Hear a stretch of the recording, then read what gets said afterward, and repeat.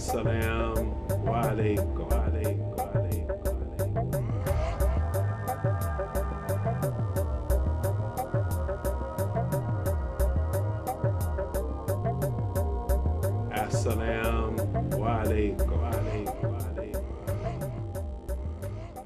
Assalamu alaikum, everyone. Peace be unto you. Thank you for tuning in to Islamic Learning with Masjid As-Sabur.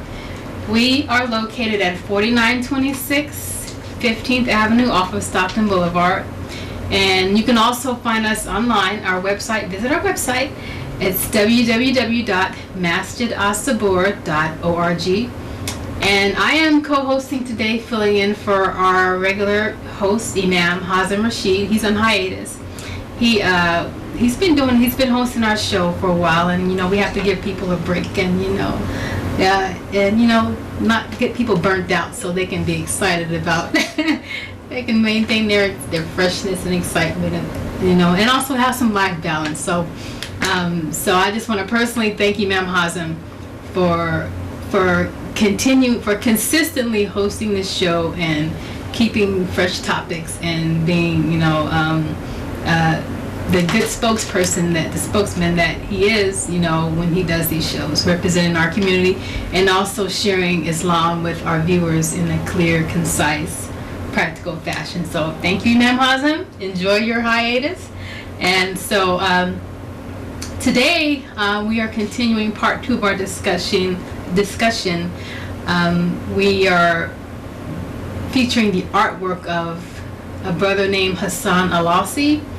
Hassan Alawasi was killed on March 16, 2014 at Home Depot on Florida Road in a senseless act of violence. But Hassan was a phenomenal artist.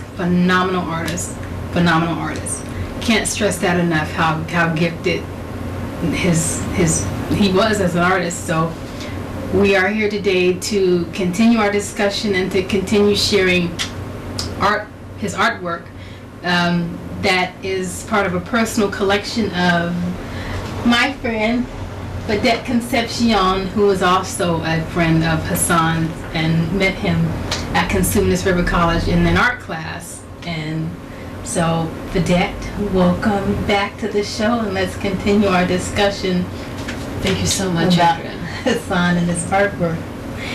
So how many pieces of Hassan's artwork do you own approximately? I can't recall. Some of it were actually gifts from Hassan and his family. So I would say 10 or 15. 10 or 15? Yeah, 10 or 15 of his artwork. So what was his favorite? Did he have a favorite portrait of his that he was particularly fond of? Let me see. All of his artwork, he treats them as his children. That's the way he treats his children. Oh, look at this one. He will, after when he's done with an artwork, look at this one. Look at what I did. So there's a particular one that he did, and I think it was the Essentials, the pencil that he drew. So every artwork that he painted was special to him. So speaking of the Essentials, that was the pencil one, correct? Mm-hmm. Yeah, and he did if you missed our segment 1, he did a pencil drawing of Fidette's mother-in-law, which is, I'm gonna bring it back out again because it's just such a classy piece. So this is the material she's talking about that he used. And let's just look at that again because I just really like that, how classy that is in the detail.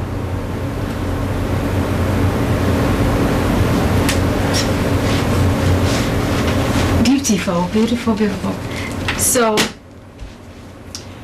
we were in part 1, we featured people that he painted, and he painted this, if you didn't catch part one, this is Rosie. And Rosie was... he was a former client at the AIM Higher Development Program.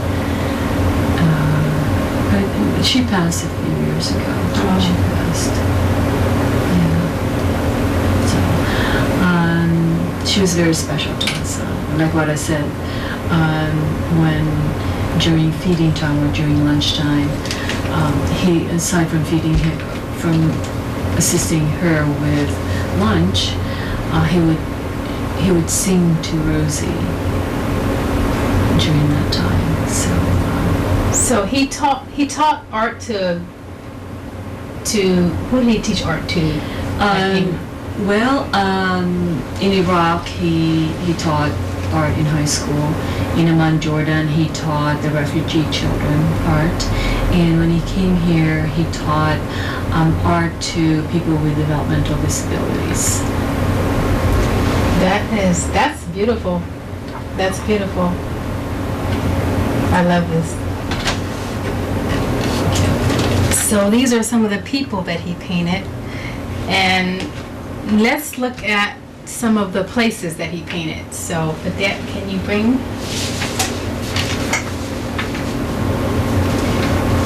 This is the Miwok Park in Elk Grove.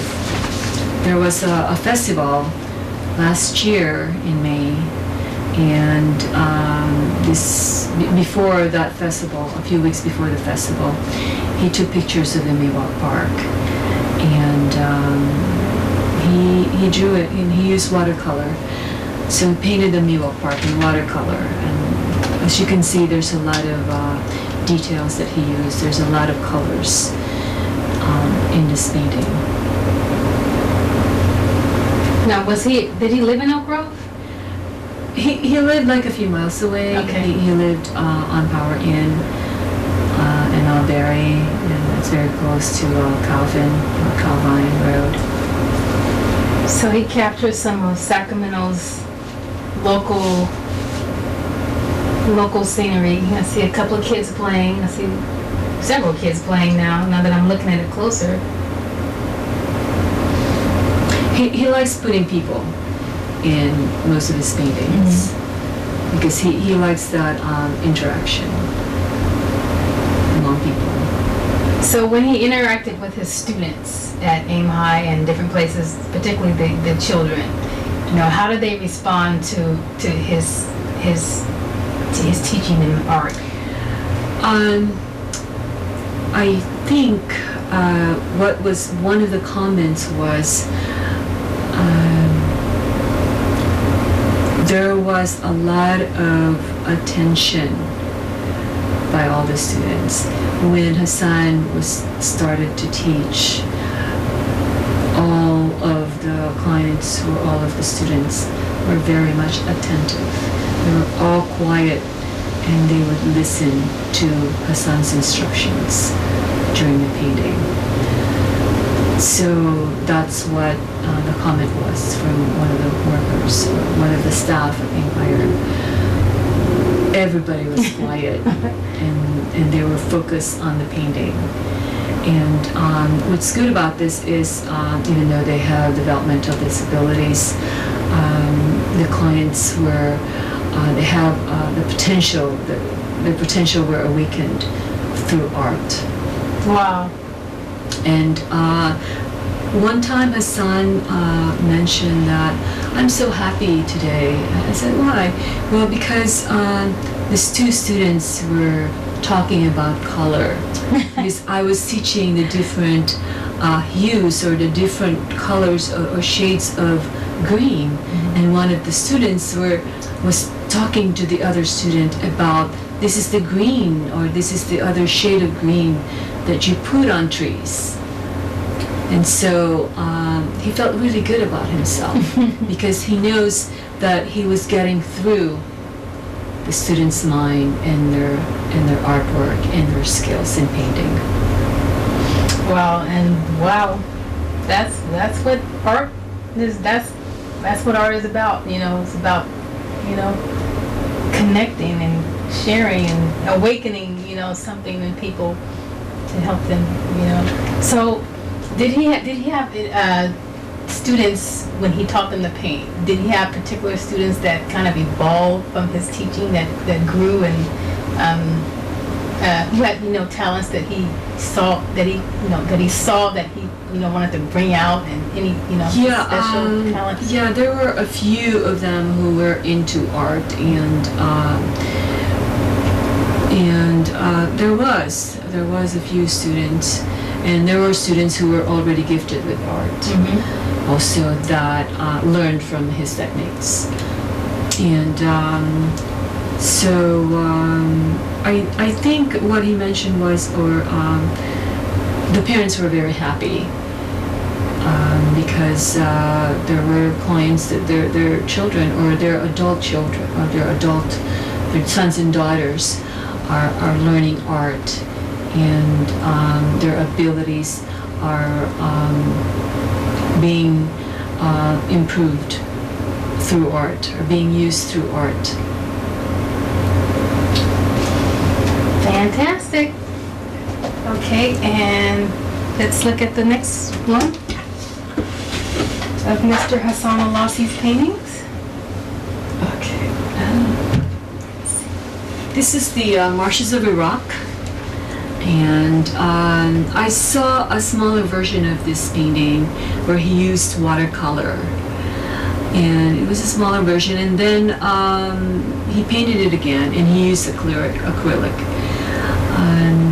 And Marshes of Iraq, I asked what Marshes of Iraq was, and what I did was I researched what the Marshes of Iraq was, and it was an industry, a big industry in Iraq, where they did fishing, they did agriculture, and where they would use these boats to as a cart to move their products, to move some of their produce. And I just love all his paintings. This is beautiful. I love the shadow, the reflection in the water that you see of the woman. Yeah, and I love the colors that he used. He used.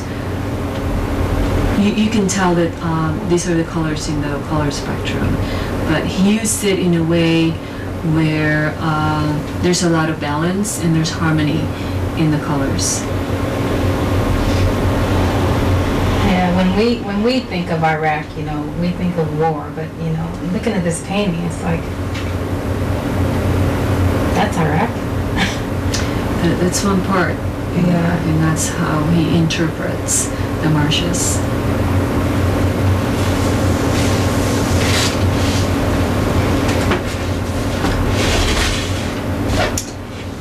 And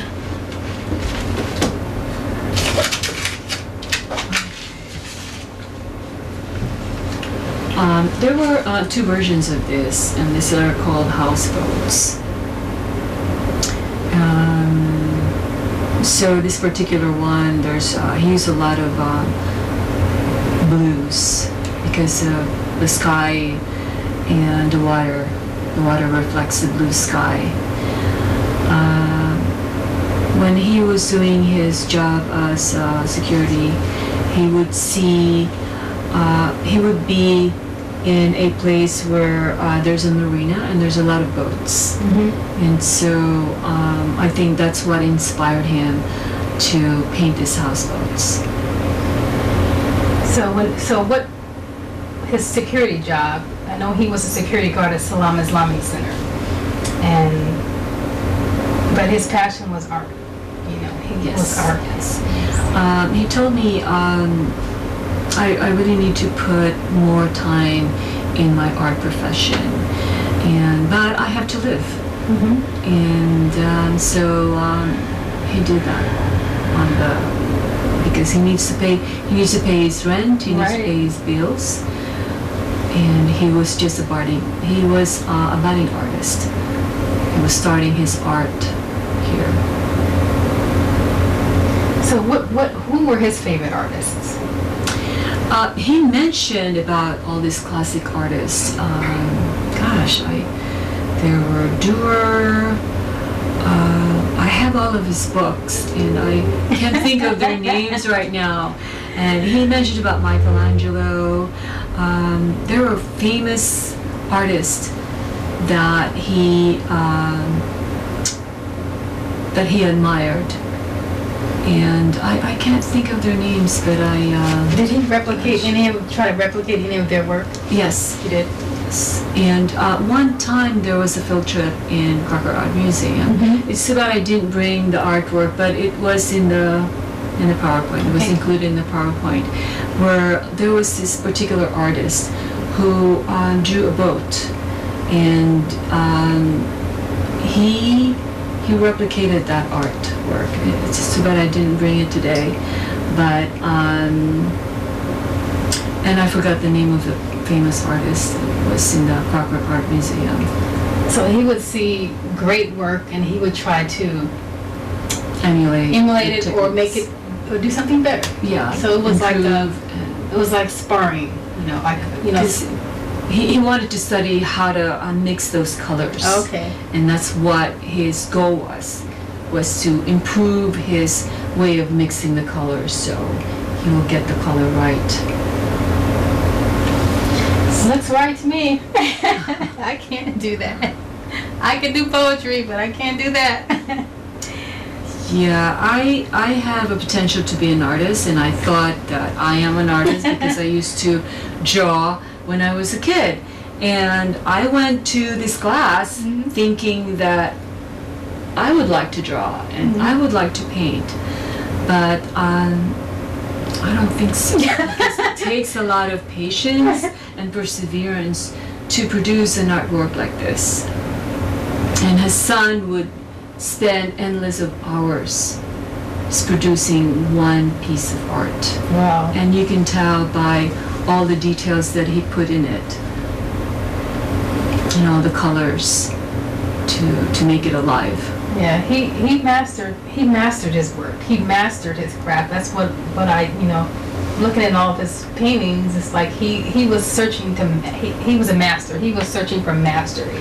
He wanted to master his work. He wanted to improve himself all the time. Mm-hmm. When he does one art, then he wants to improve himself all the time. So, and that's why he did a lot of art studies. Okay, I like that. And what do we have next?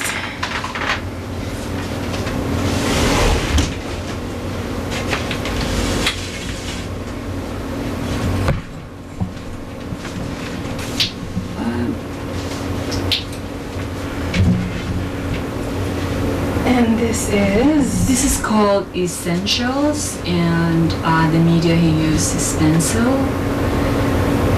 And I think when I told him that I bought the Marshes of Iraq from him, and I told him that I also wanted a pencil, and he was a bit reluctant. And I don't know if you really want to sell this painting to me, but I said I really want that painting, and so he did. He brought that Marshes of Iraq at my home, and he brought this one too, and he hung it up for me, and he made sure that it was perfectly hanging perfectly, not crooked. Yeah, situated on the wall. That's a master artist. Okay.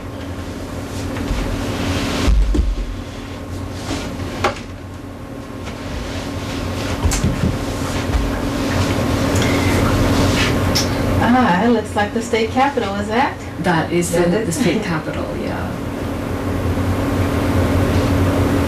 I remember going to the state capitol with him when we were in the art class. Mm-hmm. That was a 3-unit class, and it has theory. Aside from painting, it has theory, and there were so many assignments. There was homework that we have to go to visit a gallery. We have to study a painting, and so during that semester, we would go to the Capitol. We would go to galleries, and to fulfill our assignments in the class. So I learned a lot. I learned a lot in just one semester of how much work it takes to be an artist. For that one semester, I said I can't do this. I've seen some of your drawings. You're not as bad as you think you are. Thank you.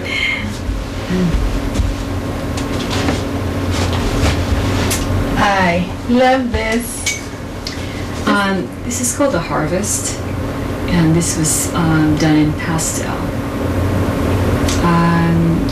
We had a mini art show from that class, and I said I really want to buy that.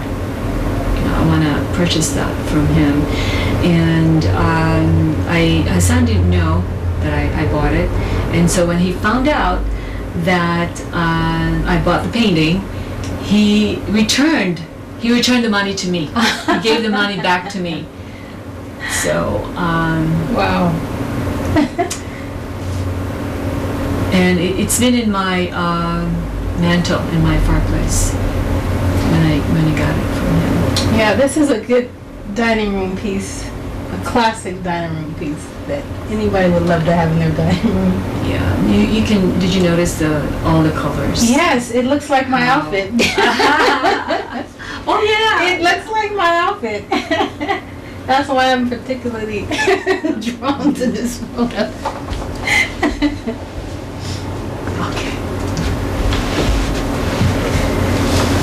Okay, this is beautiful. This is called Tea Time. Tea Time. Yes.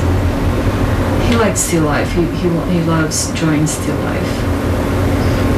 His use of colors is I just love his use of colors. I love colors anyway, so I really like that.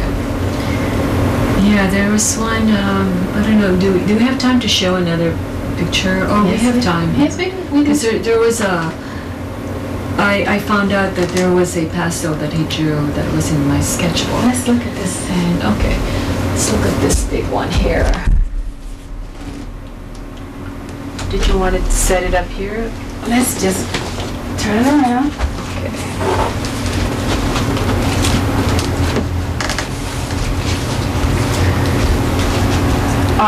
He drew two of these. There's a version that's a bigger version and a smaller version, and we titled it Spring 1 and Spring 2. So this is Spring 1, and this was his final project in the art class. Wow. And I was totally in love with it, and they knew that I loved this picture, and in fact he was supposed to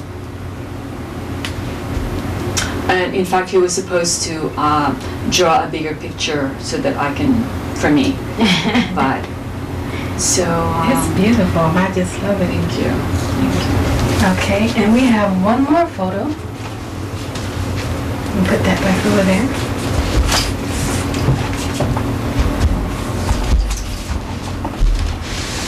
And this is how we are going to end our show today on this beautiful photo called Unleashed. It's Unleashed. Unleashed. And let's have a seat. So this is, where did he paint this? I'm not exactly sure where he painted this picture. But this is an Arabian horse. It could be that he painted it in Amman, Jordan. I think he painted it in Amman, Jordan. So it was totally new to me. The first time I saw this painting was when he joined the festival in Elk Grove in May. Okay. It's beautiful. The freedom of it. Wow, it's just beautiful. And Unleashed is just, that's what we're trying to do with his artwork today. Just unleash his artwork with the community of Sacramento and share with everybody who this Muslim brother of ours, whose life was taken, senselessly, but look what he left behind. you know, all this beauty, all this talent, this gift that our Creator, all of our creators put in this man. So we're just here today to honor him and to share his work and let it be known that, hey, we're all different people. We have different faiths, we have different faces, but God is God that creates, you know, our differences and you know, and our beauty, and he guides us to our faith. So and he created us different so we can get to know each other, not so that we can despise one another. So I hope our community in Sacramento really appreciates, you know, the diversity in Sacramento, and just continue to embrace our diversity, and just, you know, keep our community tight and strong, and, you know, and show some love for people who aren't, you know, don't, you know, profess your same faith or look like you, but, you know that, you know, we're all from the same Creator, and we're all human beings, and, you know, you never know what gift someone has inside of them, you know. So thank you for tuning in to Islamic Running with Master As-Sabur. We're located again at 4926 15th Avenue off Stockton Boulevard. Our website is www.masterasabur.com. We have religious services every Friday, 1:30 p.m. Everyone's welcome. So thanks for tuning in, and God bless. Assalamu alaikum. Peace be unto you.